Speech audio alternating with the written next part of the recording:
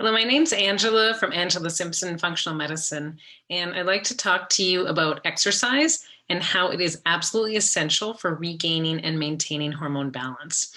And I wanted to start by asking you, number one, are you exercising or are you not? Because if we're not exercising, we can actually never expect to fully get our hormone balance back. It's one of the essential components. And then the other question I want to ask you is, are you exercising a lot? Do you exercise vigorously every day or almost every day? Or do you exercise moderately or very rarely at a very low intensity? Because it's really important to understand exercise principles for hormone rebalancing if you feel like you have been out of balance with your hormones for a long time. And some of the symptoms that show up when we are out of balance with our hormones, and it actually can't even have to do with how we're exercising, are symptoms such as chronic fatigue or exercising to try and feel better, but actually feeling so exhausted after that it takes days to recover. So if this is you, you may not be doing the correct amount and type of exercise. Brain fog, hard time getting out of bed, poor sleeps, always feeling stressed, always feeling moody, irritable, aggravated, having terrible PMS, having heavy periods, clotting potentially. There's all these symptoms that can show up when we are struggling with symptoms of hormone imbalance. You might also be dealing with things like low libido. It might have been going on for a long time, just showed up more recently. But either way, if you have one or more of these symptoms, you're definitely struggling with hormone imbalance. And there's some things that you need to do to get this balance back. And getting the right type and amount of exercise is absolutely key. So here's some of the things that you need to know. Exercising every day or almost every day, meaning 5 out of 7 days a week at least, is essential. The type of exercise you do is going to be individualized. It really depends on where you're at. Where is your starting point? Do you already have a high level of fitness? Is your baseline fitness quite high? Is it average or is it really, really low? Meaning that you haven't been able to for some reason or had the desire to exercise for quite some time. Because depending on your baseline of fitness, these principles are going to have to be adjusted.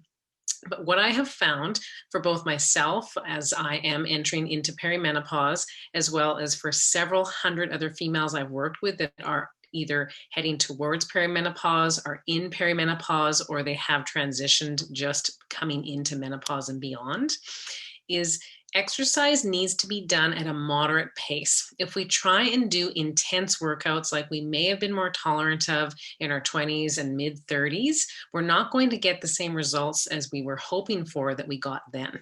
And the reason for this is because our hormones are changing. Estrogen and progesterone actually do help us to gain energy, helps us to sustain our energy while we exercise, and it helps us to recover quicker. And so as these hormone levels start to naturally lower as we start to age, it's a normal process of aging, we do have to adjust and adapt our exercise. So intense workouts, what I would say is, again, it depends on your baseline fitness, but for the most part, 20 minutes of intense exercise maximally every second or third day is all that you're going to need and your body is going to want. The other thing it needs is low to moderate intensity exercise every day, cardiovascularly, combined with some resistance training. And this is really the formula for success that I find has worked for so many females. Depending on your hormone imbalances, how stressed you are, how poor you're sleeping, you might even need to take it down a notch from there as well. And you might need to focus more on movement that is just purely for relaxation and actually rebalancing your nervous system. And I find yoga is absolutely amazing for this. There are certain types of yoga that are better. Restorative yoga, yin yoga, things that actually focus on relaxation and breathing techniques while you are still moving your body is really, really wonderful if you are in this state. So it really, again, depends on where you're at on that continuum of hormone imbalance, as well as where you're at on that continuum of your baseline fitness and how much you're exercising now. But I know for sure that if you do try to do boot camp style workouts, workouts that are very intense on an ongoing basis, almost on a daily basis without getting good recovery time, what you're going to do is you're going to have a net effect of causing more imbalance in your hormones. And what does this mean? And what is the cost of this? As our hormones get more and more out of balance, we will not only have symptoms, but we potentially can develop certain conditions and diseases. Definitely for females, you are at higher risk for developing certain female cancers. There can be things such as uterine cancer, endometrial cancer, cervical cancer, breast cancer. That's not the only ones, there's more as well. And so this can happen if the hormones become imbalanced and become unregulated for long enough that the body is speaking to us and yelling at us in the way that it actually forms a condition of disease. So we don't want this to happen. And so exercising too intensely, creating more hormone imbalances can cause this. And then on the other side of the scale, not exercising enough also can cause this, because we do need to exercise to actually move our hormones through our body as females to the right places and have any excess hormone that we don't need anymore be eliminated.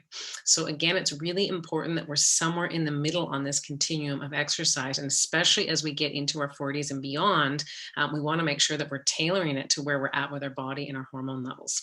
I mean, the other thing that can show up as well that I have seen as the estrogen in particular starts to lower is women do start to feel like they have poor muscle recovery, more joint pain when they exercise, either during or after. And again, it depends on the type of exercise you're doing. But if you are doing more either high intensity or high impact type exercise, such as running, or again, those kind of boots camp style workouts, it's not going to be as favorable for you to do the same amount and the same intensity as you potentially did 10 or 15 years ago, or maybe even 5 years ago, because the estrogen levels are lowering, and estrogen is very protective of our joints. So you can see how there are some potential problems that can show up if you try to keep doing the same thing over and over again with exercise. And I find females often try to do these more intense workouts as well as we age, because often you notice your body changing, which is also a sign of hormone imbalance. When we're noticing that we're starting to gain more weight, potentially around our waistline or around our hips and buttock area, we try to compensate for that by exercising harder. But it doesn't work. It actually can backfire. It causes our stress hormones to catapult and go through the roof.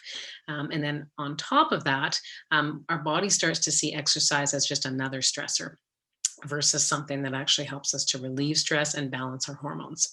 So I hope this gives you a few tips. I hope it gives you an understanding of what you might need to do to start getting your exercise tailored to where you're at for your age and your exercise capabilities, and also just your current hormone levels. And if you have any more questions, you can let me know. I also want to let you know that I do now have a 6-week group program that is actually going to give you more detail on how to exercise when you are in perimenopause, potentially transition into menopause. You might even be earlier than that, and you want to get prepared for it. It also teaches you specific lifestyle strategies around sleep, around stress management, and very specific strategies for hormone balancing with foods. So if you do want to learn more about this program, you can definitely click on the link below and it'll give you some information there. You can also reach out to me. You can come to my Angela Simpson Functional Medicine business page on Facebook, and you can send me an inbox message there. You can go to my website, www.angelasimpsonfunctionalmedicine.ca, and you can send me a message there through my email. You also can feel free to book a free complimentary consult to talk to me about your individual situation and if you may be a good fit for this program, or you may be fit for another touch point in which I can work with you to help you optimize your health and wellness and get your hormone balance back both now and for years to come. So thanks again for watching, and I look forward to speaking to you sometime soon.